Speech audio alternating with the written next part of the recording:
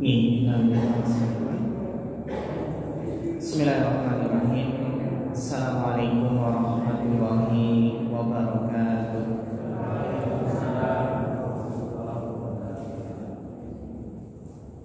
Innal hamdalillah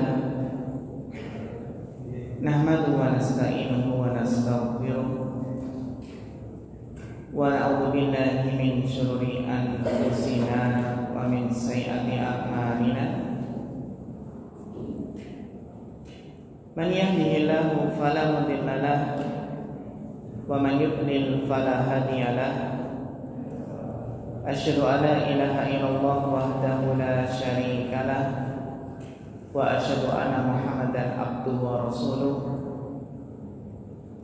Allahumma shalli wa sallim wa barik wa an'im ala abdika wa rasulika Muhammad wa ala alihi wa sahbihi wa man tabi'ahum bi ihsanin ila yaumiddin, amma ba'd.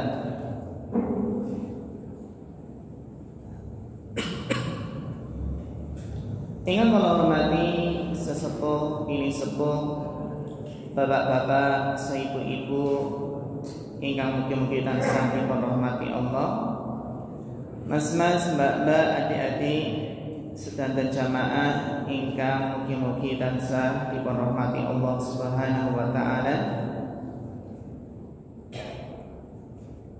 Alhamdulillah, kita bersyukur kepada Allah Subhanahu wa taala yang telah memberikan kesehatan kepada kita semua, sehingga di kesempatan malam yang berbahagia ini kita masih diberikan kemudahan sehingga bisa melanjutkan kajian fikih masih dalam pembahasan kitab Janaiz, fikih Janaiz, yang menjelaskan tentang bagaimana proses pengurusan jenazah, mengingatkan kita semua bahwasannya kita semua itu adalah calon jenazah. Hanya kita itu nunggu panggilan saja, yang mana panggilan ini datangnya adalah tiba-tiba, tidak perlu permisi dulu. Kalau cara jawanipun nggih boten perlu kolong lembun nggih, menunjukkan jamaah bahwasanya kita harus mempersiapkan bekal dengan sebaik-baiknya. Di antara bekal yang sangat kita butuhkan adalah bekal ilmu, yang mana dengan ilmu maka insya Allah seseorang akan semangat di dalam beribadah, ibadahnya akan semakin berkualitas. Dengan ilmu, ibadahnya akan sesuai dengan tuntunan syariat. Ibadah kalau semakin sesuai dengan tuntunan Nabi, pahalanya semakin besar. Yang menjadikan ibadah itu pahalanya semakin besar, di samping keikhlasan, ya ikhlas, semakin besar pahalanya. Juga jika semakin sesuai dengan tuntunan Rasulullah, maka pahalanya semakin besar. Sehingga kita pun berusaha semaksimal mungkin bagaimana kita di dalam proses penyelenggaraan pengurusan jenazah ini benar-benar sesuai dengan apa yang dicontohkan oleh Rasulullah Sallallahu Alaihi Wasallam. Pada pertemuan kemarin telah kita bahas tentang fikih sholat jenazah, mulai dari cara posisi berdiri, jumlah shaf, jumlah takbir, bahkan tata cara sholat jenazah, yang intinya adalah bahwasannya sholat jenazah itu pertama adalah niat, dan niat itu tidak perlu dilafadzkan, cukup dalam hati. Kemudian rakaat yang pertama baca ta'awudz, kemudian Al-Fatihah, tidak perlu membaca doa iftitah, tidak perlu membaca surat pendek. Kemudian takbir yang kedua intinya adalah sholawat, entah sholawat yang panjang atau yang pendek. Dan inti yang pada takbir yang ketiga adalah doa, yang mana doa sholat jenazah itu kalau kita renungkan, Masya Allah, kandungannya sangat dalam. Allahumma gfir lahu warhamhu wa'afihi wa'fu anhu. Bagaimana kita mendoakan, ya Allah ampunilah baginya, rahmatilah, selamatkanlah dia ya Allah, maafkanlah dia, berilah kehormatan, luaskan tempat masuknya, mandikan ia dengan air, dengan es, salju, dan bersihkanlah dia dosa-dosanya sebagaimana engkau membersihkan baju yang putih dari kotoran. Gantikanlah rumahnya dengan rumah yang lebih baik, keluarga yang lebih baik, dan masukkanlah ke surga. Lindungilah dari azab kubur dan dari azab neraka. Doa yang mencakup semua kebaikan. Kemudian takbir yang keempat, diam sejenak kemudian salam. Berarti selesai sholat jenazah. Dan kita usahakan ya mulai sekarang, karena sudah ngaji, sudah ngaji fikih janaiz, sudah belajar fikih sholat jenazah, kita usahakan ketika takziah kita usahakan untuk sholat jenazah selama jenazah tersebut masih muslim. Yang awalnya kita masih canggung, masih malu, masih ragu-ragu untuk mensolatkan, mulai sekarang karena kita ingin pahala qirot. Kalau mensolatkan jenazah pahalanya pinten? 1 qirot. Kalau mengantar sampai ke kuburan pahalanya 2, berarti tambah 1 lagi berarti 2 qirot. Dan 1 qirot itu pahalanya seperti gunung Uhud, pahala yang banyak sekali. Betapa banyak kita itu sering menyia-nyiakan pahala sebesar gunung Uhud. Buktinya kalau takziah apa? Tidak menyolatkan padahal 1 qirot.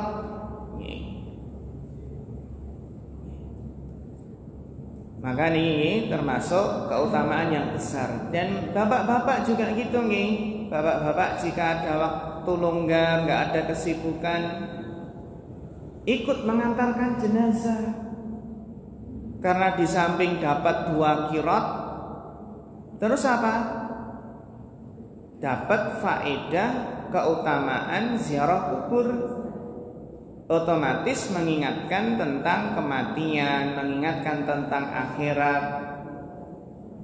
Dan faedah ziarah kubur itu kan mendoakan apa? Ahli kubur dengan doa Assalamualaikum ya ahlad diyar, doa umum. Maka apa Bapak Ibu? Ini pentingipun sholat jenazah. Kemarin telah kita jelaskan bahwasanya tidak harus tahu nama jenazah yang akan disolatkan. Jadi bukan syaratnya itu harus apa? Meniatkan nama tertentu. Yang penting kita niatkan mensolatkan jenazah yang ada di depan kita. Kemudian pembahasan berikutnya juga tidak harus tahu apa? Namanya saja tidak harus tahu. Demikian pula apa? Jenis kelamin, Meskipun dari itu semua, meskipun jika seandainya tahu itu lebih baik. Kemudian permasalahan berikutnya, haruskah mencabut gigi palsu dari emas, Bapak Ibu? Jadi apa? Diperbolehkan dicabut asalkan tidak merusak gigi yang lainnya. Karena ini emas itu kan masih berharga dan tidak boleh disia-siakan. Ini masih punya haknya ahli waris, kan gitu nih. Kemudian berikutnya kita bahas pula tentang apa? Tentang masalah yang berkaitan dengan jenazah orang gila. Disolatkan mboten? Ya, jika sebelum gila itu muslim dan sholat, maka ya disolatkan dan dikubur di perkuburan kaum muslimin. Kemudian tentang doa sholat jenazah, yang mana intinya doa sholat jenazah untuk jenazah perempuan itu seandainya kita enggak mengganti domir Allahumma gfir lahu, tidak diganti Allahumma gfir laha, niku juga diperbolehkan. Meskipun kalau seandainya kita bisa hafal itu lebih baik.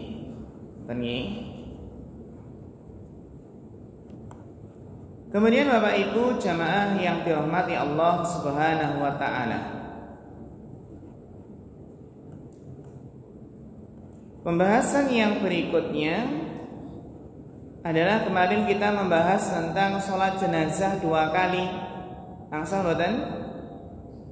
Boleh, boleh. Bahkan para ulama itu termasuk kebaikan.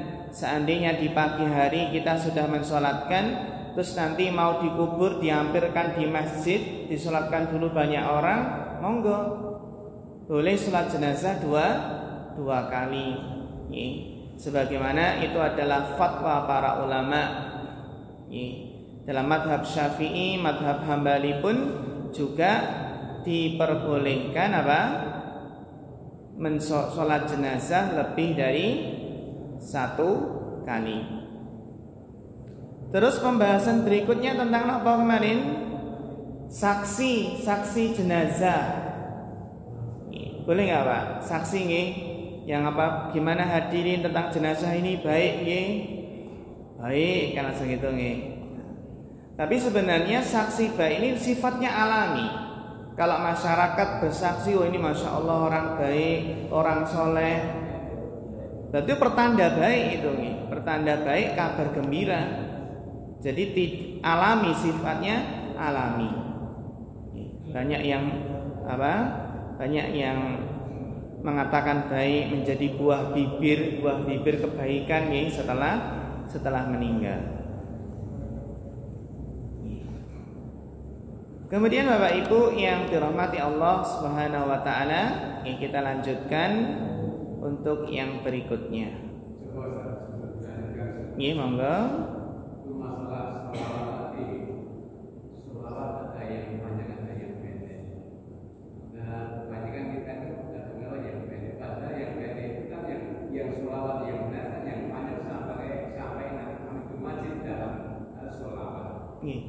Nah, kalau ini ada yang mengatakan sholat yang pendek, kemudian terjadi misal sholat jenazah, yang satu berpahala sholatnya yang sampai ke masjid, kemudian imamnya tidak sampai kemudian takbir atau sholat rakaat kedua dalam sholat wajib itu akhirnya timbul Nah, kemudian saya sering dikomentari kan kamu nih udah salam, kamu belum salam, kamu tidak salah di sini terjadi gitu.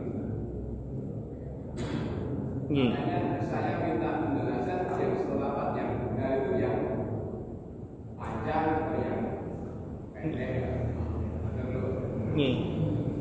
Ini Bapak, jadi memang benar sholawat yang sempurna sholawat yang sampai innaka hamidun majid. Itu sholawat yang sempurna. Sehingga kita pun juga berusaha ketika membaca sholawat pun yang sempurna. Sehingga ketika jadi imam sholat jenazah, maka kita pun ketika jadi imam kita usahakan membaca sholawat yang sempurna, karena memberi kesempatan bagi para makmum untuk membaca sholawat yang sempurna. Gitu nih. Nanti kalau makmum sebenarnya pengen sholawat yang sempurna, imamnya kok cuma sebentar, kasihan makmum, nanti ketinggalan apa? Takbirnya, malah ketinggalan salamnya. Itu nih. Termasuk apa? Termasuk dalam apa? Dalam tasyahud awal. Tasyahud awal itu kan ketika rakaat kedua. Rakaat kedua itu ada dua pendapat. Yang namanya tasyahud memang ada yang mengatakan sampai tasyahud, ini sampai tasyahud saja. Tapi sebagian ulama berpendapat sesuai dengan nas hadis Nabi, tasyahud awal itu nih sampai apa Pak? Sholawat pun masuk. Maka kita ketika jadi imam pun ketika tasyahud awal juga berusaha untuk tidak cepat-cepat, memberi kesempatan yang berpendapat bahwasanya tasyahud awal itu sampai apa? Sampai sholawat juga. Ngerti nggih? Karena kalau kita lihat hadisnya memang nas tasyahud awal itu sampai apa? Hadisnya secara nas itu sampai innaka hamidun majid. Ngerti nggih? Jadi kita terutama ketika sebagai imam harus memperhatikan, istilahnya ngomong memperhatikan apa? Kemaslahatan seluruh jamaah.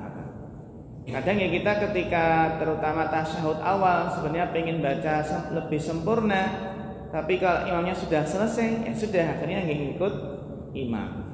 Nonton nggih. Wallahu taala a'lam. Terus pembahasan kemarin kita bahas apa? Terlambat sholat jenazah. Pun pernah ngalami dereng terlambat sholat jenazah? Apakah kalau terlambat wis nunggu nanti aja kuarter berikutnya? Nah gitu. Biasanya ngoten nggih. Ya, seandainya terlambat dan dikhawatirkan nanti nggak ada, maksudnya nggak ada barengannya lagi, tidak mengapa.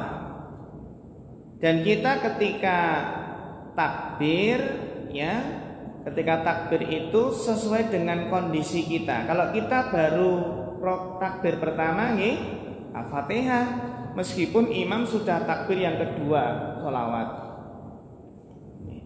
Baru nanti ketika imam sudah selesai, kita menyempurnakan apa? Takbirnya dan juga bacaannya, baru salam. Itu nih cara praktis yang sebenarnya mudah ketika tertinggal apa? Sholat jenazah. Kemudian Bapak Ibu, pembahasan yang berkaitan dengan sholat jenazah berikutnya, yang ini penting, yaitu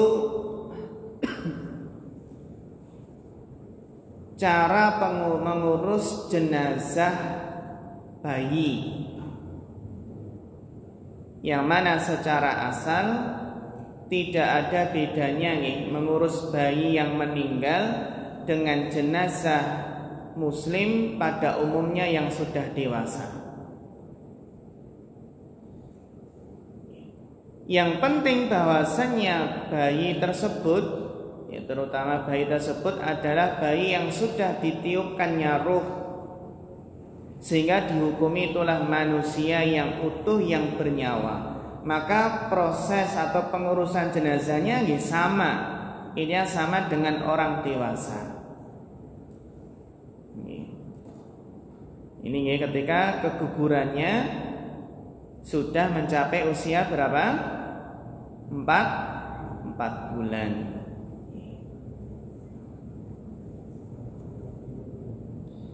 Nah, yang menjadi pertanyaan Bapak Ibu, janin yang gugur sebelum usia 4 bulan apakah perlu diakikohi? Janin yang gugur sebelum usia 4 bulan diakikohi mboten? Sebagian ulama berpendapat boleh diakikohi, meskipun sebagian juga berpendapat napa tidak diakikohi, karena akikoh itu ya bayi itu sempat hidup sampai hari ke-7 kelahiran. Namun pendapat yang lebih kuat dalam masalah ini bahwasannya bayi tersebut boleh diakikohi dengan harapan nanti dibangkitkan di hari kiamat bisa memberikan syafaat kepada kedua orang tua. Ini ketika apa? Bayinya keguguran. Kata nggih, bayinya keguguran dan sudah usianya berapa? Di atas 4 bulan. Di atas 4 bulan. Meskipun ada yang berpendapat ya kalau belum umur 7 hari ya enggak diakikohi enten. Tapi pendapat yang lebih kuat di sini napa? Bisa diakikohi dengan harapan nanti memberikan syafaat kepada kedua orang tua. Sehingga napa Bapak Ibu? Contoh nih, bayi baru lahir beberapa jam kemudian sehari atau 2 hari meninggal, diakikohi mboten? Diakikohi. Meskipun tidak berumur sampai 7 hari. Nah, cara pengurusan jenazahnya nggih sami, dimandikan, dikafani, disolati. Kalau bayinya laki-laki nggih salatnya di sebelah apa? Di depan kepala. Kalau bayinya perempuan berarti nggih di tengah-tengah. Dan yang terakhir apa? Dimakamkan. Nah, yang menjadi pertanyaan, boleh enggak mengubur janin di pekarangan rumah? Asal mboten Bu? Mengubur janin di pekarangan rumah. Jadi mboten dibetoten kuburan.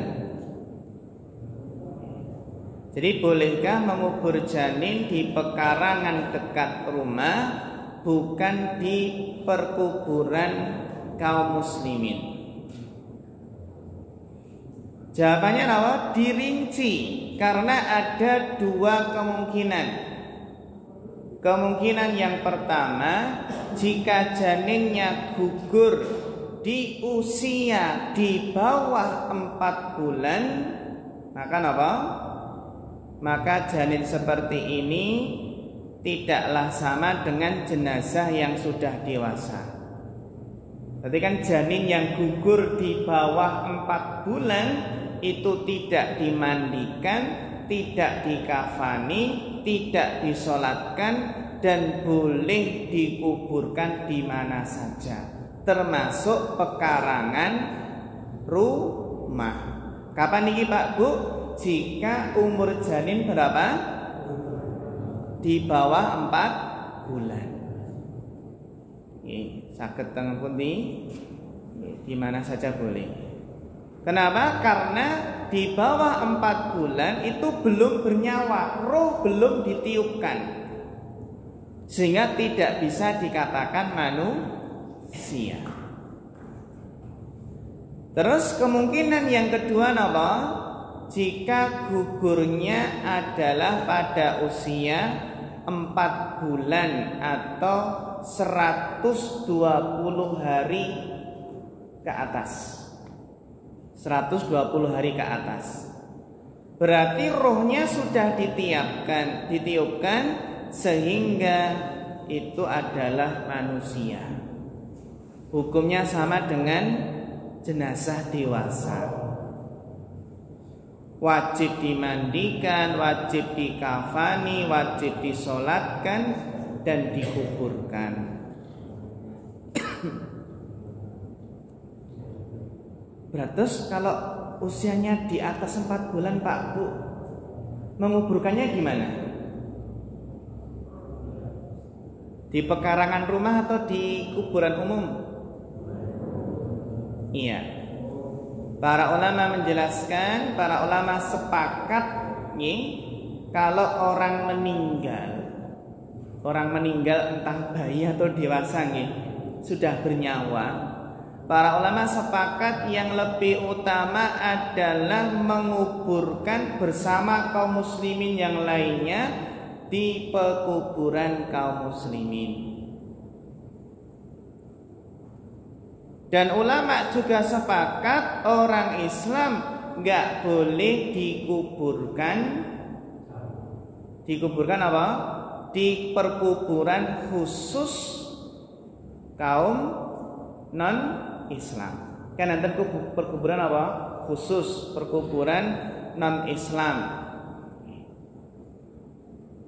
Yang sebenarnya Bapak Ibu, kalau menurut syariat itu memang apa? Perkuburan itu khusus. Yang perkuburan kaum muslimin khusus. Namun realitanya di masyarakat campur nih. Ya mungkin belum paham, belum tahu tentang masalah niki. Yang sebenarnya antara muslim dan kafir itu perkuburannya tidak boleh dicampur. Sehingga Bapak Ibu, kita sakit berwasiat nih. Sakit berwasiat le konek Bapak Ibu wis rono, Bapak Ibu pesen nanti kalau dikuburkan di perkuburan kaum muslimin khusus. Saged.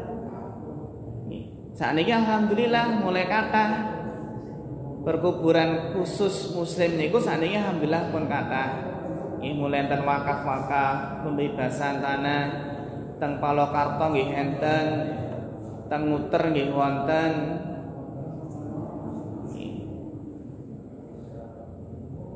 Niki nggih dados para ulama sepakat kalau orang meninggal atau bayi yang keguguran di atas 4 bulan ke atas, itu yang lebih utama apa?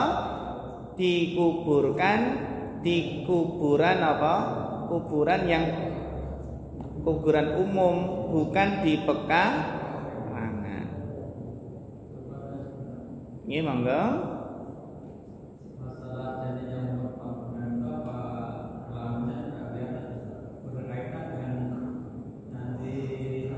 Sholat jenazah.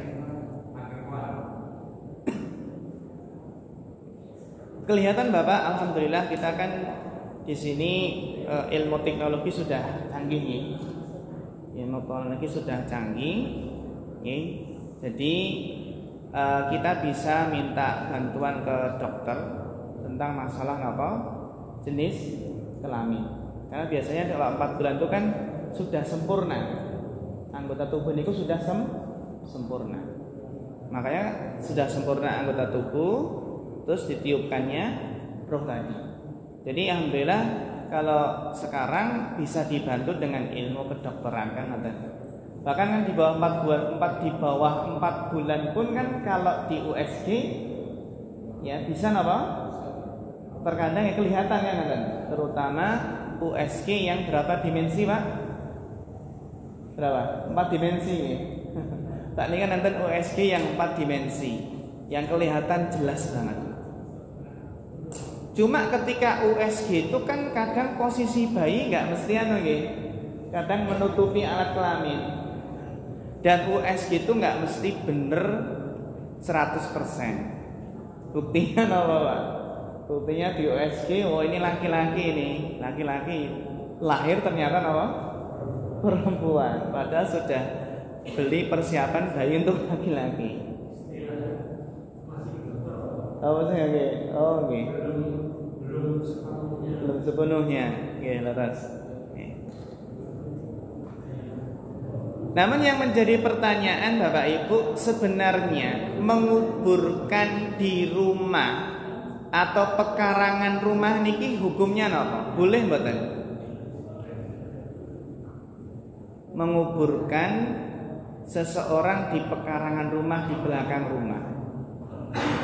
Para ulama berbeda pendapat dalam masalah ini. Kalau ulama Hanafiyah berpendapat makruh, sedangkan ulama Malikiyah, Syafi'iyah, Hanabilah berpendapat hukumnya boleh. Hanya saja lebih utama menguburkan bersama kaum muslimin yang lainnya, dikumpulkan jadi satu. Dan ini adalah pendapat yang kuat. Apa? Hukumnya adalah apa? Hukumnya apa, Pak? Enten ingkang berpendapat makruh, ada yang berpendapat boleh. Bolehnya ini pun kalau dikuburkan di mana, Pak? Di perkuburan kaum muslimin, ini lebih utama. Nah, kenapa ulama Hanafiyah kok memakruhkan makruh mengubur di pekarangan rumah? Kenapa? Mereka menjelaskan alasannya adalah sabda Nabi, janganlah kalian jadikan rumah-rumah kalian itu sebagai kuburan. Jangan apa? Jadikan rumah-rumah kalian sebagai kuburan. Nah, Imam Ibnu Hajar menjelaskan bahasanya apa? Hal tersebut ini bisa dipahami pilih napa? Ini kan isyarat ngaten nggih, ada isyarat bahwasanya tidak boleh atau dimakruhkannya hal tersebut. Nggih. Terlebih lagi Bapak Ibu nggih, kebiasaan dari Rasulullah SAW itu menguburkan para sahabat bersama kaum muslimin yang lainnya.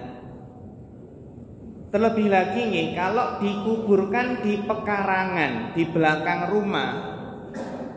Nah, pemakaman di mana? Di pekarangan rumah itu bisa mengganggu ahli waris. Ahli waris yang akan apa, Pak?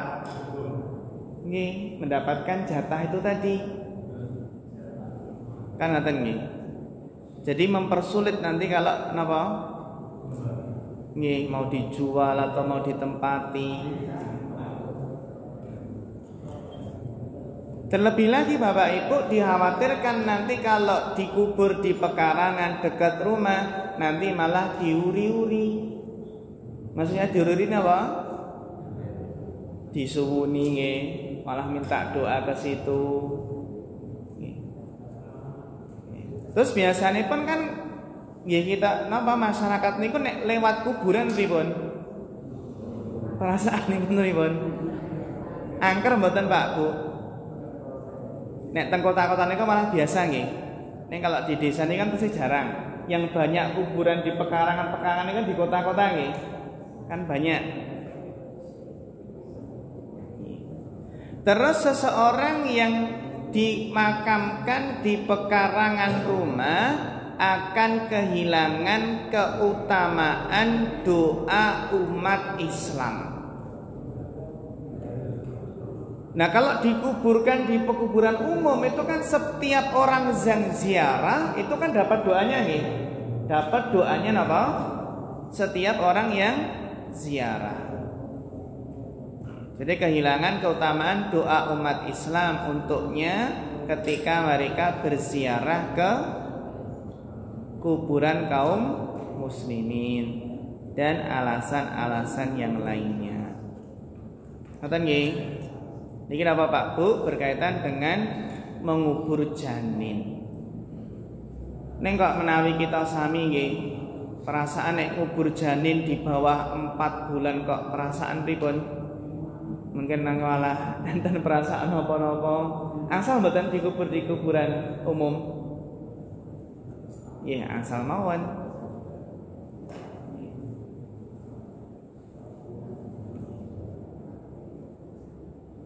Terus Bapak Ibu boleh nggak mengubur janin dalam kandungan bersama ibunya? Sakit boten niku? Enten nggih, enten kejadian apa? Kejadian apa? Nggih. Enten kejadian apa Pak Bu? Enten ibu-ibu menika ingkang sebelum lahiran itu malah darah tinggi. Darah tinggi, akhiripun dirawat sampai akhirnya bayinya tersebut meninggal dalam kandungan.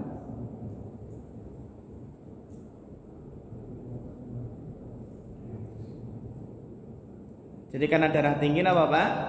Bayinya meninggal di dalam kandungan. Nah, karena darah tinggi maka belum bisa dikeluarkan bayinya tersebut. Kan dalam kondisi darah tinggi nggih, enggak bisa dioperasi nggih.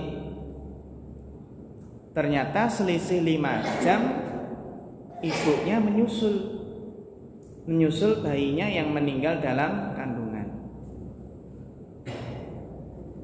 Nah, berarti sang bayi tadi gimana Pak? Sebaiknya dikeluarkan mboten? Wong sudah meninggal. Ya, sudah meninggal berarti tidak perlu dikeluarkan. Tidak perlu apa?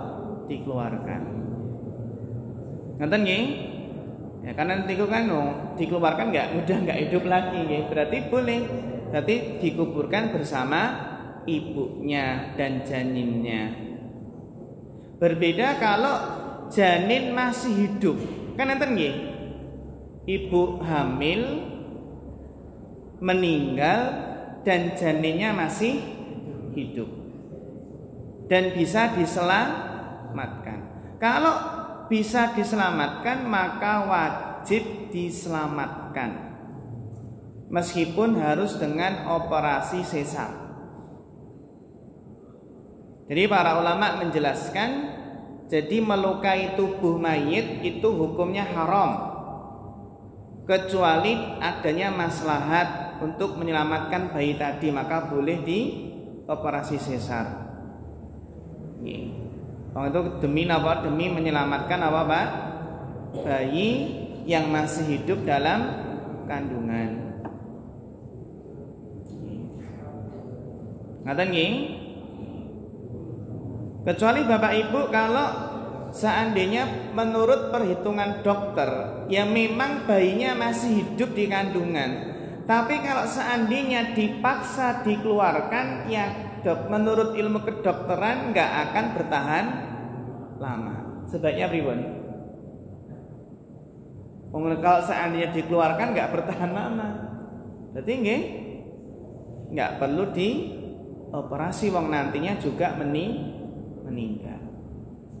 Itu ya, sekarang kan ada ilmu kedokteran yang modern, maka bisa tadi dipertimbangkan tentang atau apakah dioperasi atau tidak.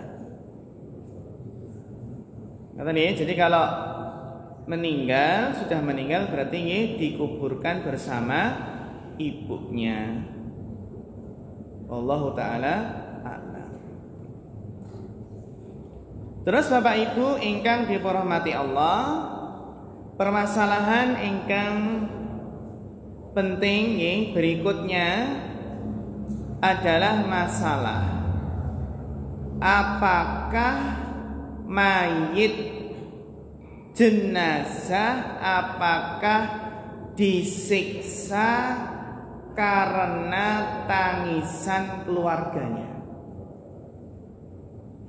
Pernah mireng mboten? Apakah mayit jenazah itu disiksa karena tangisan apa? Keluarganya. Karena memang ada hadis dari riwayat Umar bin Khattab radhiyallahu anhu bahwasanya Rasulullah SAW bersabda, al-mayyitu yu'addabu bi buka'il hayyi alaihi. Mayit itu tersiksa karena tangisan orang yang hidup. Karena tangisan apa? tangisan orang yang hidup kepadanya, menangisi. Jadi orang hidup yang menangisinya. Ini hadis riwayat Bukhari dan Muslim. Kemudian hadis Aisyah, bahwasannya Rasulullah SAW pernah melewati wanita Yahudi yang meninggal. Ada wanita Yahudi yang meninggal dan ditangisi keluarganya. Kemudian Nabi bersabda, innahum layabkuna 'alaiha wa innaha latu'adzabu fi qabriha. Mereka, keluarga ini menangisi wanita Yahudi yang meninggal ini, sementara wanita Yahudi ini disiksa di kuburnya. Hadis riwayat Bukhari. Nah, yang menjadi pertanyaan, tangisan seperti apakah, tangisan keluarga seperti apakah yang menjadikan mayit itu disiksa? Karena dalam hadis yang lain dari Mughirah bin Syu'bah radhiyallahu anhu, Rasulullah SAW bersabda, man niha alaihi yu'addabu bima niha alaihi. Siapa yang diratapi, maka dia disiksa karena ratapan yang ditujukan kepadanya. Lambali maling nggih. Siapa yang diratapi, maka dia disiksa karena ratapan yang ditujukan kepadanya.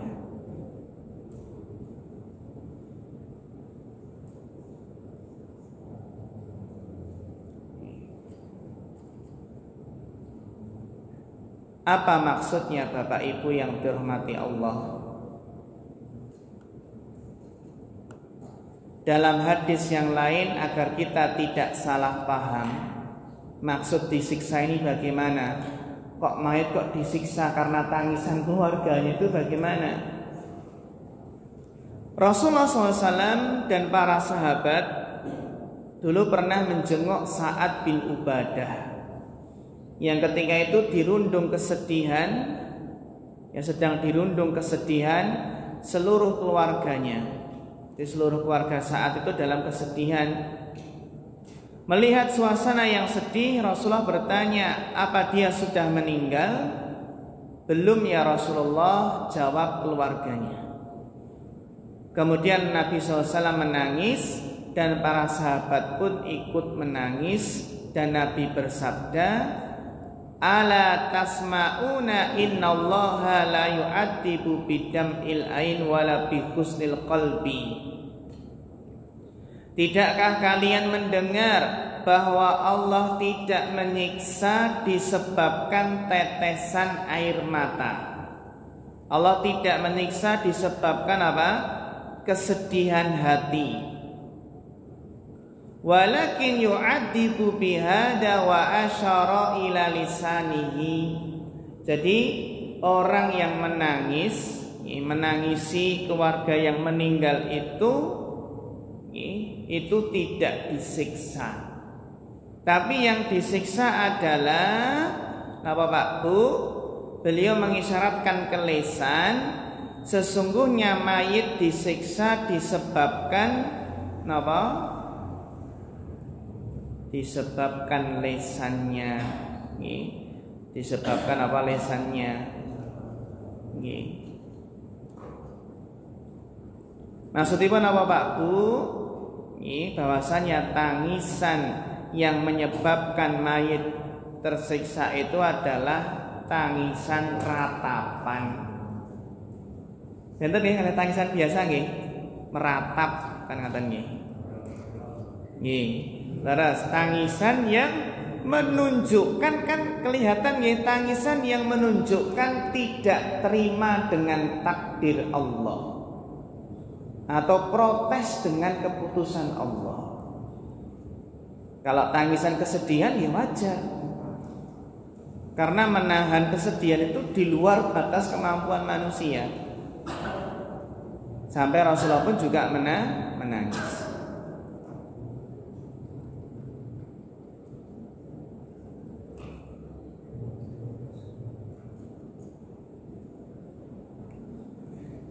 Nah, termasuk yang niki nggih, meratap ini ada hadis dari Abu Musa Al-Asy'ari bahwasanya Nabi bersabda, "Ma min mayyitin yamutu fayaqulu baki." Ketika ada orang yang mati, kemudian keluarganya menangisinya, meratapinya dengan mengatakan, "Duhai sandaran hidupku, duhai pahlawanku," atau yang semacamnya, maka Allah menyuruh malaikat untuk mendorong-dorong dadanya sambil ditanya, "Apakah kamu benar seperti itu?" Jadi ini tangisan-tangisan yang menunjukkan apa? Ratapan yang menunjukkan keluarganya tidak ridho dengan takdir Allah. Sehingga apa? Sehingga hukuman yang diberikan Allah apa? Dia dipukul oleh malaikat. Apa benar kamu itu dulu seperti itu? Mayitnya dipukul malaikat. Nah, intinya mengapa kok mayit itu ikut disiksa? Karena tangisan yang masih hidup. Padahal mayit itu kan nggak melakukan kesalahan apa-apa nih. Yang nangis intan. Nah, para ulama menjelaskan, ini bagus sekali penjelasan dari Imam Nawawi. Imam Nawawi menjelaskan bahwasannya mayoritas ulama berpendapat mayit itu disiksa apabila alaman wasabi an yabki alaihi wa yunaha ba'da mautihi. Mayit yang disiksa karena tangisan keluarga adalah mayit yang berwasiat, berpesan, kalau nanti saya meninggal tolong ditangisi, diratapi. Enten mboten Pak Bu? Mosok berpesan apa berwasiat nggih? Jadi mayitnya berwasiat.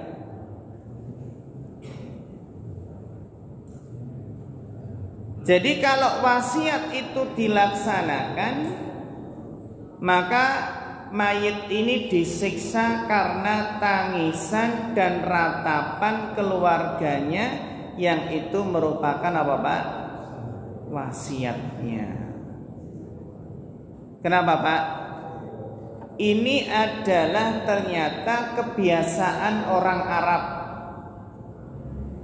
Dahulu napa? Dahulu bahwasanya termasuk bagian dari kebiasaan orang Arab adalah mereka berwasiat agar diratapi kalau meninggal dunia. Sehingga apa?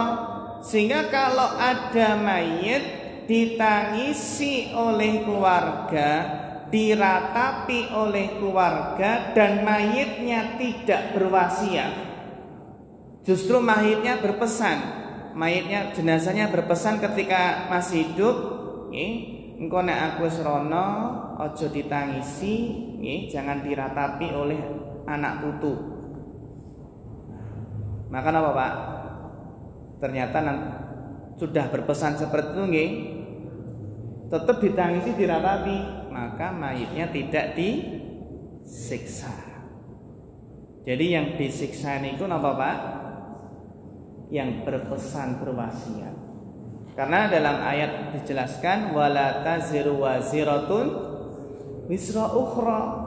Seseorang itu tidak menanggung dosa yang dilakukan orang lain, kan ngoten. Nah, iki sing nangis sing ngrapatapi keluarganipun kok mayitnya malah disiksa.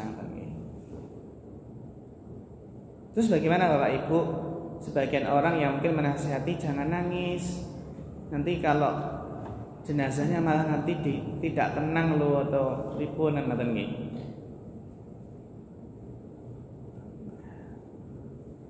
Ngoten nggih niku berkaitan dengan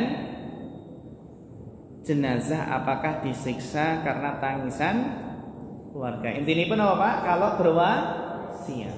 Kalau enggak berwasiat nggih mboten. Terus berikutnya Bapak Ibu, fikih mengiringi jenazah.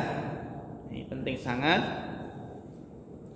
Mengiringi jenazah hukmuha ittiba'ul janaiz, hukmuhu fardu kifayah.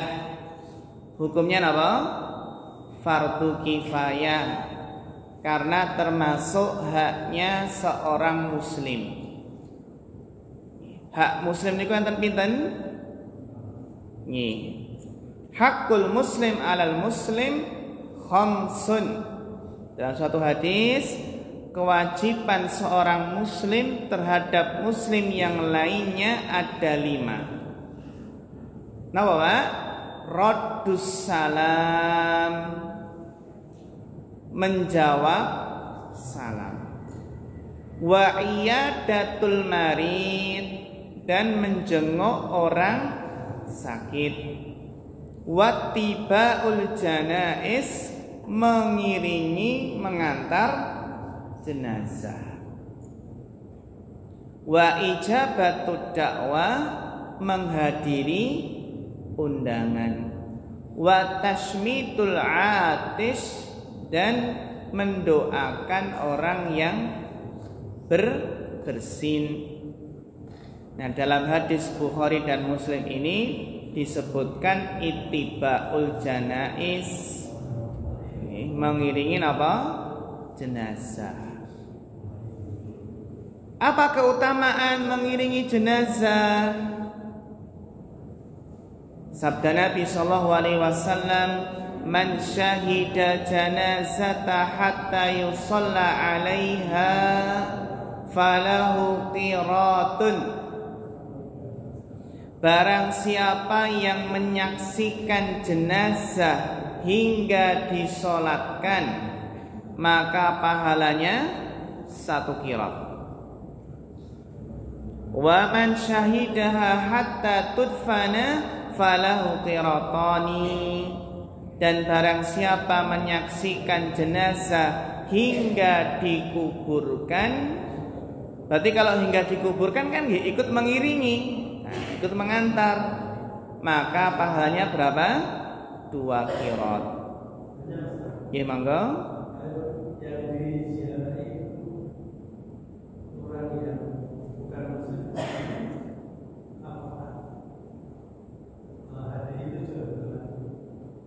Yang diziarahi. Nih. Kalau dalam hadis ini Bapak nih dijelaskan bahwasanya apa? Hadis ini kalau kita perhatikan nih, bahwasanya hadis ini berlaku untuk orang muslim.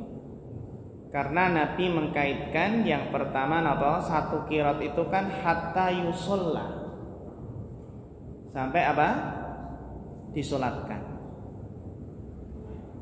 Kan gitu. Jadi sampai disolatkan itu kan 1 qirat. Gitu? 1 qirat.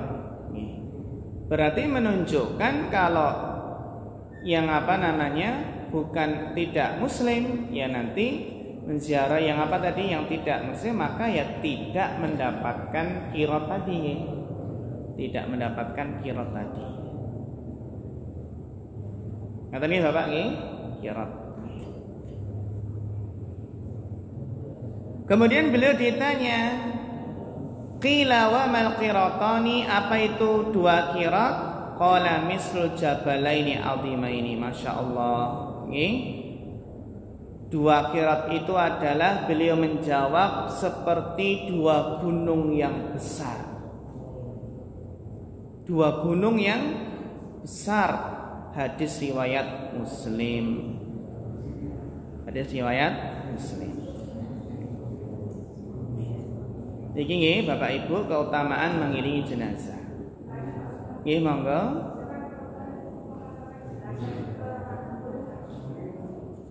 Perempuan mengantarkan. Nih, pertanyaan bagus dari Ibu nih. Apa hukum wanita mengiringi jenazah? Nih, pertanyaan bagus sekali. Mengiringi atau mengangkat jenazah itu hukum asalnya adalah dilakukan oleh kaum laki-laki. Dan para ulama menjelaskan apa hukum mengiringi jenazah bagi wanita. Mayoritas ulama, jumhur ulama berpendapat bahwasannya wanita dimakruhkan keluar mengiringi jenazah. Hukumipun apa, Bu?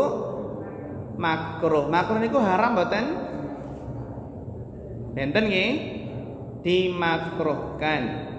Ini yang dijelaskan oleh Al-Imam An-Nawawi dan pendapat mayoritas ulama seperti sahabat Ibnu Mas'ud, Ibnu Umar, Aisyah. Ini mayoritas. Dan napa? Sebagian ulama ada yang berpendapat napa? Haram. Niku pendapat ulama Hanafiyah.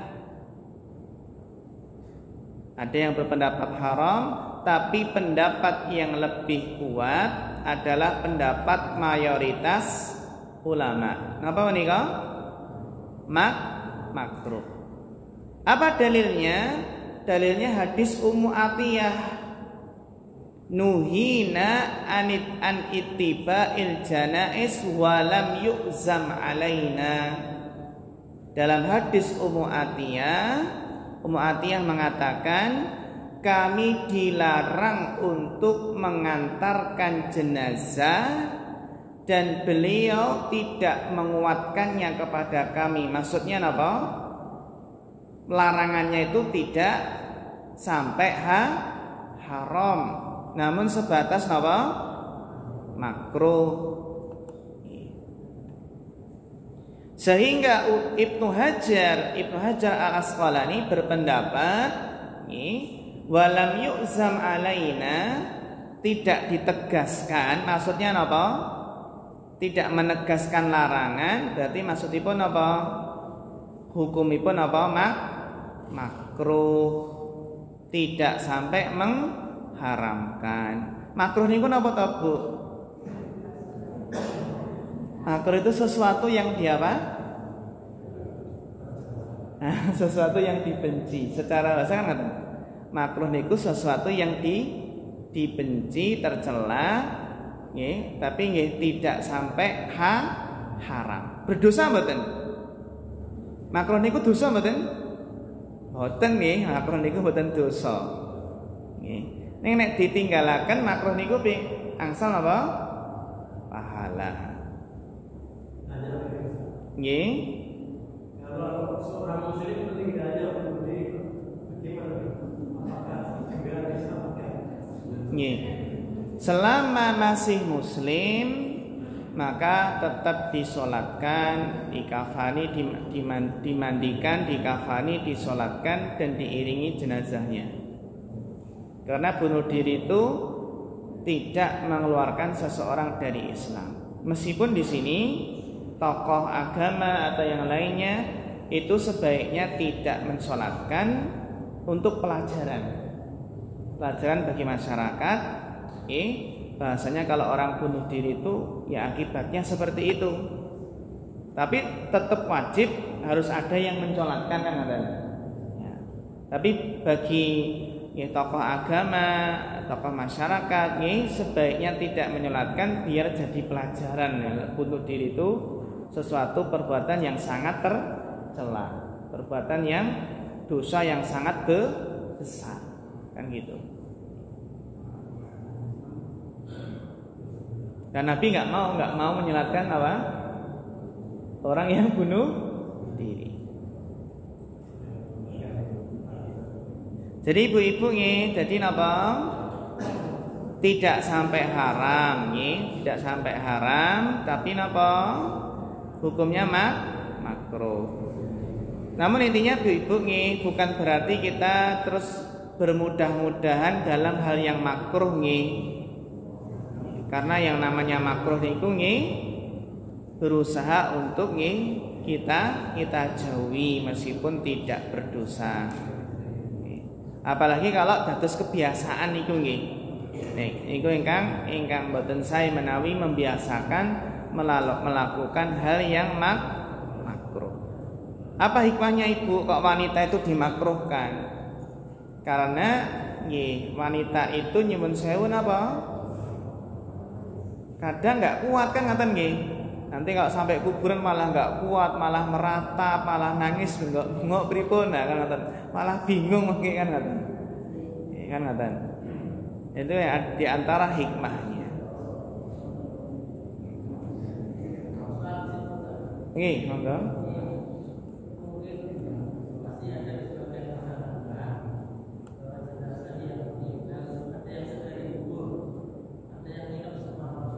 Nggih.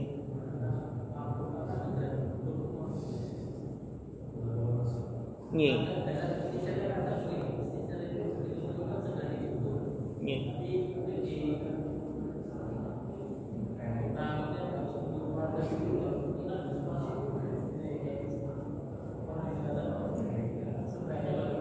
Nggih, Bapak. Nggih, pertanyaan yang bagus sekali nggih berkaitan dengan menginapkan tadi nggih, setelah menunda apa? Penguburan. Rasulullah SAW bersabda, asri'u bil janazati. Segerakanlah apa? Proses pengurusan jenazah. Termasuk di sini segerakanlah dikuburkan. Fa in takun sholihatan fa khairun tuqaddimunaha ilaihi. Jika jenazahnya apa? Orang soleh, berarti kamu menyegerakan kebaikan untuk orang soleh ini, biar segera dapat nikmat kubur, kan ada? Gitu nih. Nah, jika jenazahnya bukan orang soleh, agar apa? Agar kita segera lepas punggung kita, segera apa? Lepas beban kita dari tanggungan orang yang tidak soleh tadi. Tadau syarra an riqabikum. Jadi disunahkan apa? Menyegerakan penguburan jenazah. Itu hukum asalipun nggih. Hukum asalipun sebaiknya disegerakan. Kecuali kalau ada maslahat seperti menunggu anak nggih. Namun nggih menunggu pun nggak boleh terlalu lama. Kasihan jenazahnya kan ada. Nih, waktunya apa? Yang diperkirakan tidak sampai sehari semalam kan ada. Contohnya kalau meninggalnya sore pada asar, paling enggak semalam itu kan, nginep satu malam, nanti besok pagi-pagi dikuburkan ketika anak sudah datang. Itu hukumnya boleh. Tapi kalau kita sudah ngaji, sebaiknya apa? Sebaiknya sebagai anak itu ya enggak perlu apa istilahnya Pak? Rela istilahnya, justru dianjurkan enggak apa-apa, disegerakan saja. Kan ada. Nah, ini yang masalah ketika sebagian keluarga atau kerabat, sebagian anak merantau jauh dan apa? Minta untuk ditunggu kan gitu. Secara hukum syariat boleh, misalnya karena ada maslahat ikut nunggu anak. Tapi sebaiknya dalam kondisi seperti ini, meskipun pengen melihat yang terakhir dan lainnya, sebaiknya apa? Langsung mawon segera dikuburkan. Karena itu segera mendahulukan kebaikan untuk jenazah biar cepat segera dapat nikmat kubur. Jadi itu memang perintah Nabi, asri'u kan percepatlah, segeralah dalam apa? Proses pengurusan jenazah, termasuk segeralah menguburkan. Ngoten nggih. Ngoten Bapak Ibu nggih? Nggih. Nggih monggo. Dalam masyarakat itu biasanya orang yang tidak sholat itu tak disolatkan. Itu hukumnya gimana? Kalau benar-benar tidak sholat Bapak, maka sebaiknya tidak menyolatkan, bahkan tidak boleh menyolatkan. Ya mungkin apa? Belum paham belum tahu kalau bahwasanya pembeda antara Islam dengan kafir itu adalah sholat. Kalau meninggalkan sholat sama sekali nggak mau sholat, maka apa? Kita dilarang untuk menyolatkan. Sehingga nanti ketika diminta untuk menyolatkan, ya kita bisa menjawab dengan apa? Dengan bijak, ngapunten riyin boten sholat. Ya akhiripun ngapunten kula boten saged nyolataken amargi riyin niki ingkang meninggal boten sholat. Terus jawabipun ampun, saya enggak mau menyolatkan, ini kafir. Ya ampun ngoten nggih. Nek ngoten malahan kan rame kan nggih. Nggih, nyuwun sewu niki boten saged nyolataken amargi boten sholat dengan cara yang baik. Nggih, nggih, itu kondisi seperti itu sebenarnya bukan terpaksa nggih Pak. Karena itu kita masih punya pilihan. Karena kita masih punya pilihan untuk menolak. Terpaksa itu benar-benar kalau nggak ada pilihan itu baru terpaksa. Lagi, kata nih. Wallahu ta'ala a'lam.